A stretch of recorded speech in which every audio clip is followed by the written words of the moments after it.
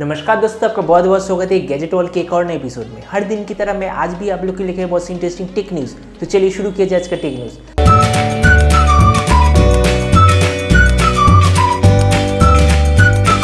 आज का पहला और सबसे इम्पोर्टेंट न्यूज़ है वन प्लस की तरफ से। तो वन प्लस का जो टीवी वो अगले ही महीने लॉन्च होने वाला है। कि ऐसा कहा जा रहा है कि उसमें डॉल्बी विजन सपोर्ट होगा और इसके दूसरे स्पेसिफिकेशंस के बारे में भी पता चला है। ऐसा कहा जा रहा है कि इसमें मीडियाटेक का क्वाड कोर प्रोसेसर होगा, 3GB रैम, 700 मेगाहर्ट्ज का एक ग्राफिक्स प्रोसेसर होगा जो कि माली ग्राफिक्स कार्ड होगा और एंड्रॉयड 9 के ऊपर बेस्ड होगा।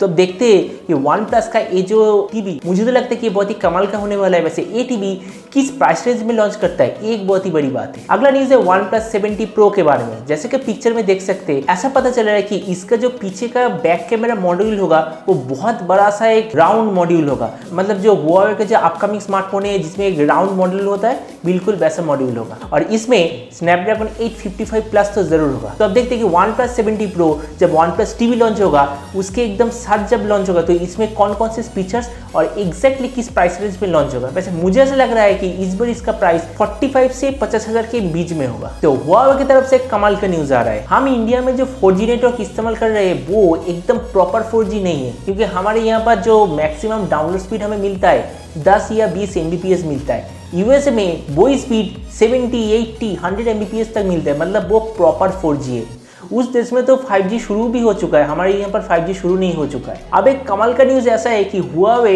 ऑलरेडी 6G टेक्नोलॉजी के ऊपर काम कर रहा है। मतलब 6G जो नेटवर्क इक्विपमेंट है वो हुआवे मुझे लगता है कि सबसे पहले मार्केट में लॉन्च करेगा। अगला न्यूज़ भी हुआवे की तरफ से। तो हुआवे किरिन 980 जो कि हुआवे की तरफ से सबसे बेहतर प्रोसेसर था, उसका नेक्स्ट जनरेशन मतलब हुआवे किरिन 990 लॉन्च होने वाला है और ऐसा कहा जा रहा है कि उसमें इनबिल्ट 5G मॉडेम होगा। तो अब देखते हैं कि हुआवे का ये जो नया प्रोसेसर अपने किन स्मार्टफोन के साथ लॉन्च होता है। वैसे ये जो प्रोसेसर ये डेब्यू होगा 6 सितंबर को। जैसे कि आप जानते हैं कि Xiaomi Redmi Note 8 Pro China में ऑलरेडी इसका प्री रजिस्ट्रेशन शुरू हो चुका है और ऑलरेडी इसका प्री रजिस्ट्रेशन 2 मिलियन के आसपास चला गया है और ये बहुत ही जल्द मतलब इस महीने के 29 अगस्त पे लॉन्च होगा। और एक और न्यूज आ रहा है कि Mi A3 जो इंडिया में लॉन्च हो चुका है, इसका सेल कुछ दिन बाद से Amazon पे होना भी शुरू हो जाएगा। Xiaomi के जितने स्मार्टफोन है उनमें से सबसे पहले Mi A3 में एंड्रॉयड 10 का सपोर्ट आएगा। अगला न्यूज़ है नोकिया की तरफ से। नोकिया का 7.1 और 6.1 प्लस जो स्मार्टफोन है उसमें प्राइस कट हो चुका है। अब 12,000 रुपए से ये स्मार्टफोन शुरू हो रहा है। अगर आपको नोकिया के स्मार्टफोन चाहिए तो अभी ले सकते हैं, क्योंकि नोकिया के ये दो स्मार्टफोन बहुत ही बढ़िया एक डील है। तो सैमसंग तो गैलेक्सी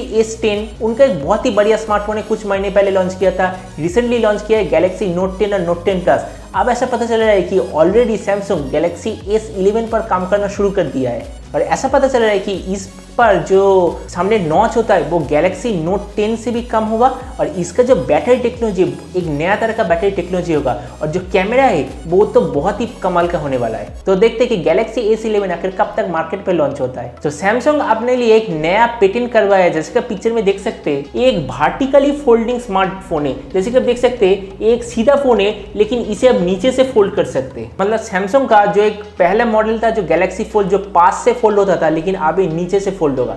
मतलब दोनों साइड से फोल्ड होने वाला स्मार्टफोन सैमसंग की तरफ से बहुत ही जल्द लॉन्च होगा। ओप्पो की तरफ से ऐसा न्यूज़ आ रहा है कि Oppo Reno 2 तो बहुत ही जल्द लॉन्च होगा और इसके साथ Oppo Reno F और Oppo Reno Z नाम का दो स्मार्टफोन लॉन्च होगा और Oppo Reno जो F है उसमें होगा Helio P70। वैसे P70 तो एक बहुत ही बढ़िया स्मार्टफोन है और मुझे ऐसा लग रहा है कि क्योंकि इसमें Helio P70 होगा इसीलिए इसका जो प्राइस 10,000 से 15,000 के बीच में होगा। अगर सच में इस रेंज में Oppo Reno F और Oppo Reno Z आता है तो ये बहुत ही एक कमाल का स्मार्टफोन हो सकता है। मैंने पिछले दिन टेक न्यूज़ पे आपको बताया था कि रशिया का एक ह्यूमनॉइड रोबोट जिसका नाम है फेडर, उसे स्पेस में भेजा गया है, क्योंकि स्पेस में जो इंटरनेशनल स्पेस स्टेशन है वहाँ पर जो एस्ट्रोनॉट है उन्हें बहुत ही अलग अलग तरीके से मदद करने के लिए। लेकिन ऐसा पता चल रहा है कि ये जो ह्यूमनॉइड रोबोट जिस स्पेसक्राफ्ट में था वो स्पेसक्राफ्ट कुछ कारण के लिए ये जो इंटरनेशनल स्पेस स्टेशन है वहाँ पर ठीक से लैंड नहीं हो पा रहा है। पहली बार तो फेल हो गया और कुछ घंटे बाद इसका रिट्राई है। तो देखते हैं कि ये रोबोट सक्सेसफुली इस इंटरनेशनल स्पेस स्टेशन पे लैंड हो पाता है या फिर नहीं। क्या आप जानते हैं प्लूटो में एक क्रेटर है, उस क्रेटर का जो नाम वो एक इंडियन साइंटिस्ट के ऊपर दिया गया है और उस इंडियन साइंटिस्ट का नाम है विशुन खरे, जो कि एक फिजिसिस्ट है। तो आज का टेक न्यूज यही तक। उम्मीद आज का न्यूज आपको पसंद आया होगा। अगर ये वीडियो आपको पसंद आए तो इसे लाइक और शेयर करना मत भूलिएगा। अगर आप इस चैनल पे नए हैं तो इसे सब्सक्राइब भी कर दीजिएगा और आपके जो भी विचार इस वीडियो के बारे में वो नीचे कमेंट सेक्शन में जरूर लिखिएगा। तो मिलते हैं अगले वीडियो में, तो तब तक stay tuned and always remember think positive, be positive. Thank you.